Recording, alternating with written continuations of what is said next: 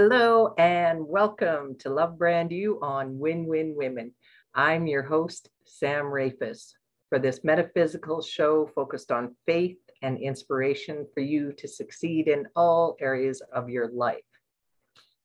As we do every Thursday when I start the show, we start out with our Love Brand You prayer. So if you would like to settle in, take a deep breath, close your eyes if that makes you feel the words and emotions of the prayer. That's what I like to do. So I'm going to settle in, and here we go. My God source loves me no matter what. I am always lovable and give myself compassion for everything I've ever done or not done. Love heals me more quickly than self-judgment. I choose love now for me and for everyone in my life. For this, I give thanks. I let it be so, and so it is. Well, welcome everyone again. Today, I am very excited because I have a very special guest that I have been, I would say, anxiously and excitedly waiting to have on the show. My guest today, I will introduce you to her and then we'll get started. So let me start with her bio as soon as I get my notes here. All right. Diana Vehuni, Ph.D., is a spiritual life coach and an artist whose greatest passion is to support people in healing and transcending their past and transforming into their true selves. She works in many disciplines, combining profound mystical wisdom with advanced findings in neuroscience and physics to help her clients reconnect with and live from their greatness and create a deeply satisfying life of peace, joy, harmony, love, and abundance while fulfilling their destiny. Welcome, Diana. Thank you so much, Sam. I'm so happy to be here. Well, thank you for being here. And please start us off first. I always ask every guest, first of all, how did you get to where you're at now? Of course. So my journey started very early on, just like for many people. And it began with being very confused about metaphysical stuff because I grew up in a family of Christians, and yet everybody sounded more like an atheist. So I wanted to know, what is it all about? Is there a God? Which God is real? Isn't there a God? So I started researching, I guess, exploring earlier in my life. And the more I tried to understand, the more I got confused. So I kind of let go of it for that time. And but later on in my life, when I was struggling really badly with depression, anxiety, severe panic attacks, and limiting beliefs, etc., and health issues, I started looking for answers, and I was also looking for help. And I could say that when the student is ready, the teacher appears. It was kind of that kind of situation, although my teacher was not somebody I ever met in person, but it was Dr. Wayne Dyer. I'm sure a lot of you know him, speaking on TV. And by listening to him, having no idea who he was, something resonated in me with what he was saying. And I realized that I was not the only person who believed that there is some meaning and purpose to life, and there's more to this life than this just physical existence. And yet it wasn't any specific religion. So that was my introduction to spirituality, which I never knew anything about. And that started my journey in some way, and started, reading his books. And then I went to the next teacher, who was Deepak Chopra, and then another, and I learned a lot of techniques, a lot of tools, a lot of modalities, law of attraction, of course, and many things. And it was not easy. I was making some progress, but at the same time, I was struggling in a way that I got really badly disappointed with what I was learning. And I went through my dark night of the soul because I was expecting to create a beautiful life for myself by what I've learned. And yet I found myself facing one of the biggest challenges of my life. And that made me question everything I've learned by that point, which now, of course, later on, I realized it's not that what I've learned was incorrect, but it was incomplete. And that experience helped me to go even deeper. So I started studying even science, even more mysticism, and I learned to meditate very deeply because of that experience.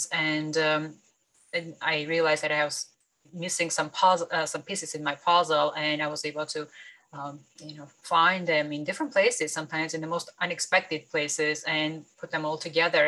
And things started to make so much more sense. And not only understanding of the universe and the science behind it, and even the mystical understanding, I was able to apply it. I was started living from that understanding, and changed my life in ways that I never imagined possible, including healing, including overcoming my depression, anxiety, and panic attacks, and really feeling grateful for every day. While before I was feeling like life felt more like a punishment. It was very sad.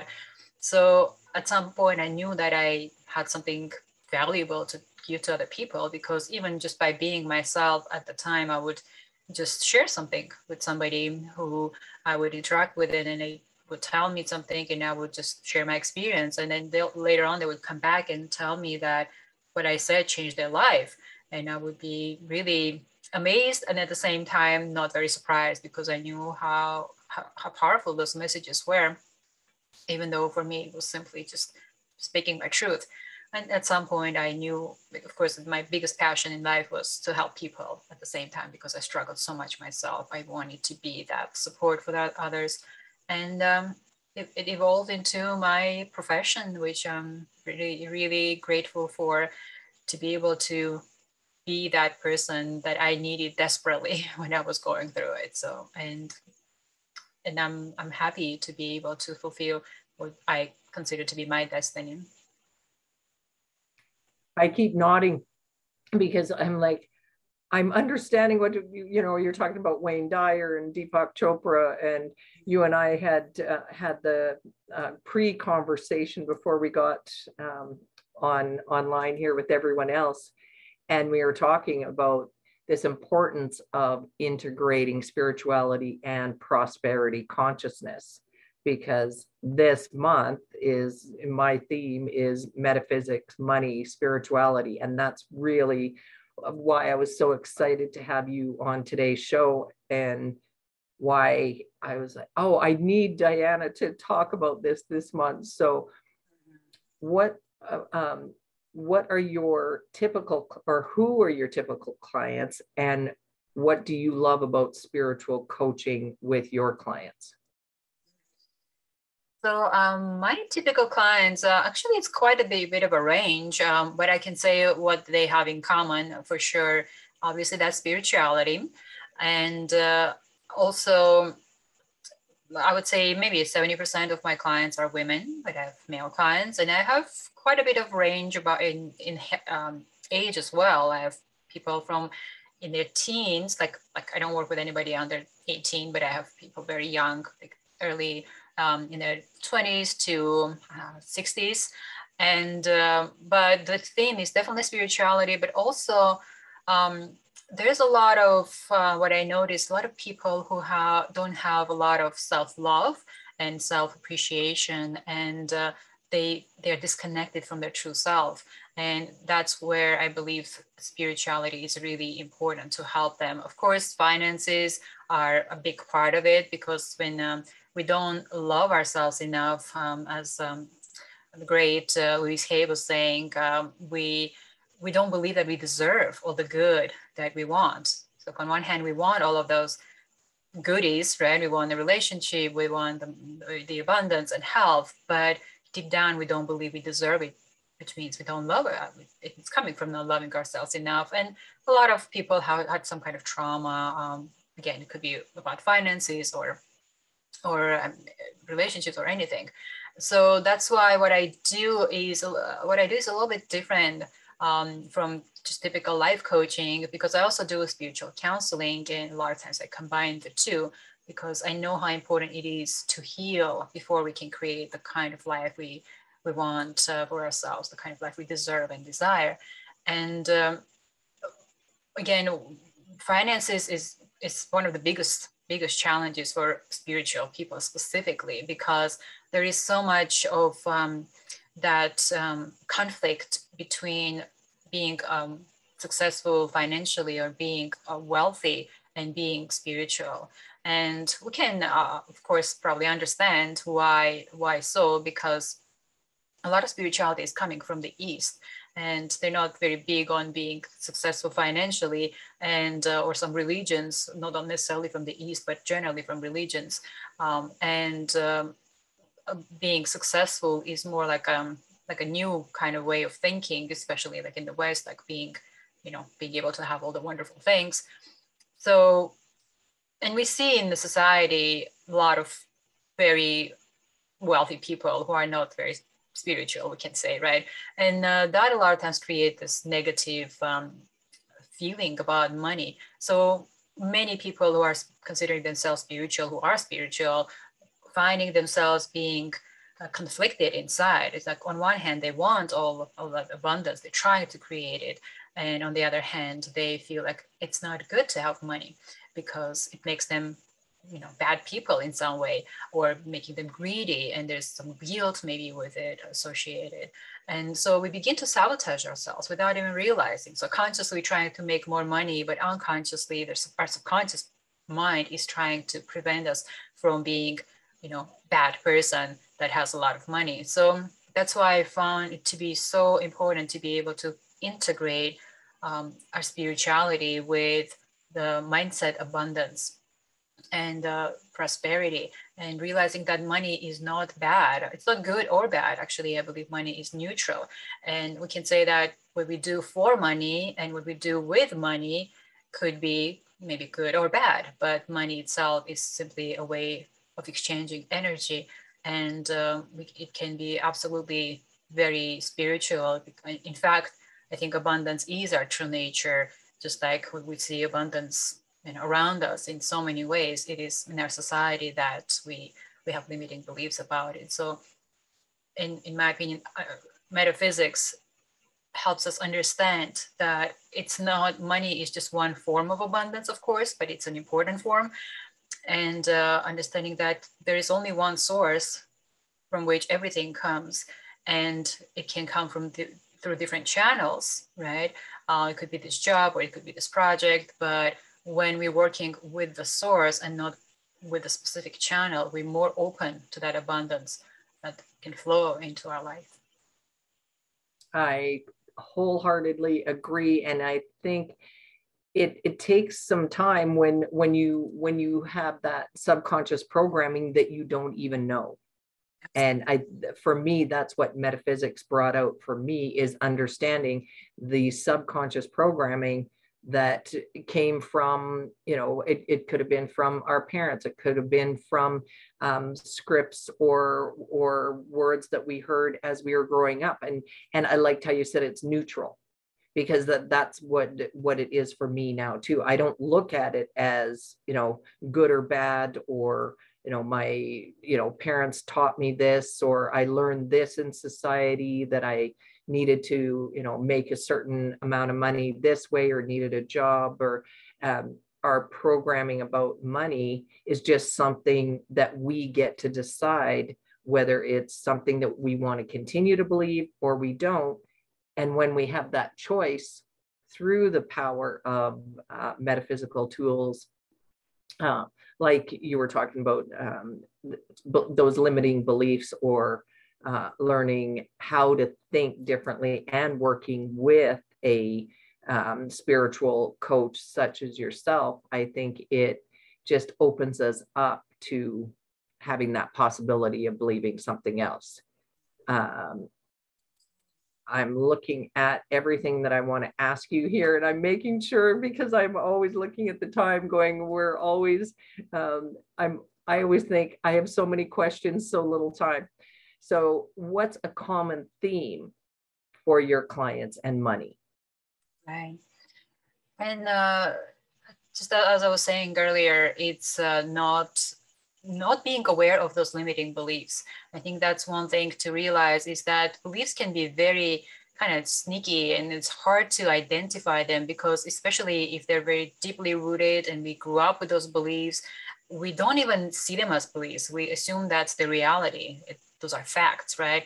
And it takes quite a bit of even courage, I would say, to question those beliefs in order to even begin to change them. And you're right, those programs are there and they've been there for so long, we don't even know that they are programs, and we are able to change them. So the first thing that I would probably do with my clients is to help them understand their relationship with money. And a lot of times they're very surprised to find that it's not a very good relationship. So if our listeners would be interested in doing a very quick exercise, I would be happy to lead them through that to help them understand their relationship with money. Would that be okay? Do it. Let's do it. Okay. All right. So let's just take a moment to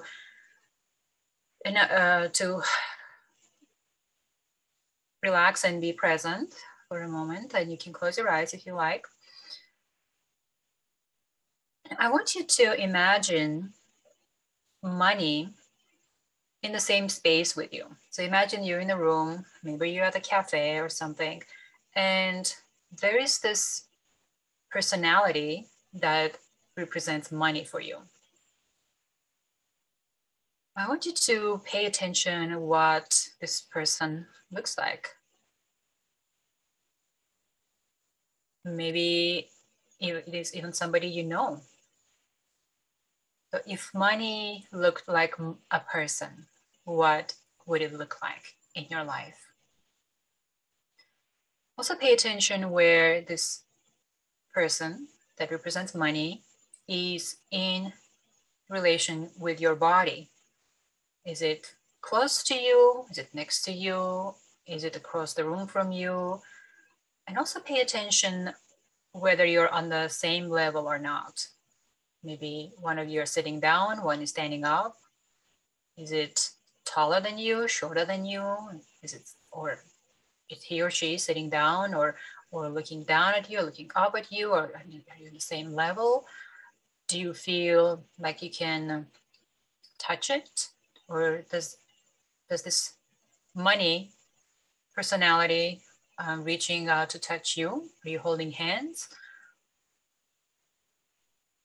So pay attention, what does money feel like as a person? And what is your relationship with it like? Is it friendly, or is it like distant and cold? Is it intimidating? Is it how maybe you can even see how this person is looking at you? Is it looking like as judging you, or maybe it's it has a smile? So pay attention to how you feel about this personality. Okay, so that's the end of this exercise. And whatever came up, it's exactly what you were meant to become aware of. And sometimes a lot of my clients see money, this personality that represents money, as a guy, like a banker type with in a black suit with a suitcase full of money, black sunglasses, kind of very distant, maybe on the other side of the room, very cold, and they feel almost intimidated by its presence. And sometimes they see it as a, like a rich snobby person, kind of looking down at them. So whatever, or it could be somebody like, for me, it used to be like a banker type, and then I changed it into like a beautiful spiritual woman, because I believe spirituality and abundance go together. And, the more money we have, the more abundance, the more resources we have, the more good we can do in the world. That's my way of thinking about it. And so once we become aware of how our relationship is, what our relationship is with money, we can choose to change it. And which is really about emotional intelligence around money. So there's money IQ and money EQ. But money EQ, just like in life in general, generally EQ is more important. That emotional intelligence is more important. We know that more successful people have higher EQ, and not IQ is not as important apparently. So that's one way to understand our relationship with money, so we can change it. When I was doing that exercise, I alternated. I'll be honest. I was putting myself into a like before what I used to believe about money, and in those subconscious limiting beliefs, I was like, oh, if I think of this, my past relationship with money, it was more uncomfortable. It was more of that, quote, banker that says, I've got all the money and I'm not giving any to you, or you have to jump through these hoops to get money. Yet when I thought of that for a moment, and then I went, but wait a second, that's not what I believe anymore. And I do truly believe in abundance. I believe in money is good. And having changed those beliefs over the years and believing in that flow of abundance, and like you had said, with more abundance, whether it's money, whether it's whatever form of prosperity, those of us that our goal is to help and serve humanity, when you can internalize the fact that with more resources, including money, you're better off, and those you want to help are better off. So this being of money for me within this exercise, it was fun to revert to, like you said, it was more of a playful image. I felt that I was more out in the forest, and I felt like we were playing. And money, I literally saw money coming to me in the form of actual cash, and that was kind of cool. So I like that. I like that exercise. I like exercises like that. Beautiful. So what are your recommendations for attracting and increasing prosperity?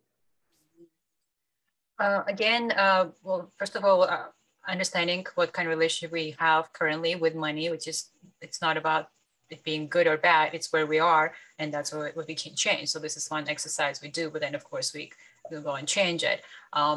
And finding whatever those wounds are, something called money wounds, right? And some kind of trauma maybe even we had with money. And I realized that we may have a bad or negative relationship with money, whether we come from a lot of money or come from not having money, because sometimes in some families with a lot of money, and I see this with my clients a lot, money was used for control, right? Money was used to manipulate people, and which is very obviously a negative thing. So there are all kinds of different ways that we can see money as something bad. So understanding that and changing. So that's where the healing part is.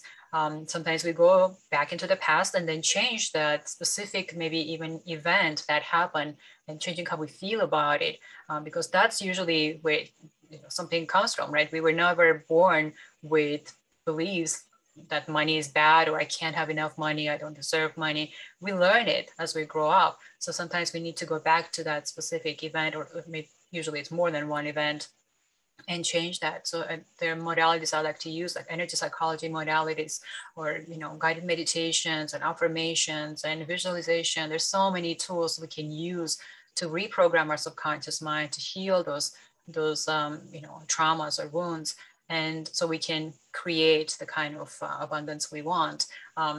That's one thing that without doing the healing, often it's not enough to just do the good, the positive affirmations. Those are wonderful, but sometimes it makes it more difficult to do it unless we do some healing, especially with some people, they have like more significant, bad experience with money. But other than that is, first of all, believing that we deserve it, and which brings us back to self-love and self-compassion and self-forgiveness. So those are fundamental to what I do, and I think those are fundamental to any healing process, any transformation, any creation, we need to do that, because otherwise it's whatever is not healed, it has power over us, and it's not good kind of power, right? It has it's like we're almost trapped in the past, right? And emotionally, we are not able to move forward until we heal that. But otherwise, knowing what is it that we want, what kind of a lifestyle we want, what we want to accomplish with that money. It's not about just money. It's about why we want it, right? We're talking about making more, making a difference in the world, right? So what is the emotion behind it? Because it's the emotions that are driving us to do anything. And the goal, the destination is also how we expect to feel when we have that amount of money or all those wonderful things. So I like to work with emotions, because that's all that life is about, is how we're going to feel at the end. It's not really the specific amount, but the more clear we are on why and what, the more easier the how and becomes. And I don't know, that's answered the question. I always find myself when I have guests, I always find that I'm nodding and I'm like, I know. And then I think, oh, I'm supposed to say something brilliant here on my turn. This is a show about spiritual awakening and how we grow in our in our faith. So briefly, how do you practice and grow in your faith?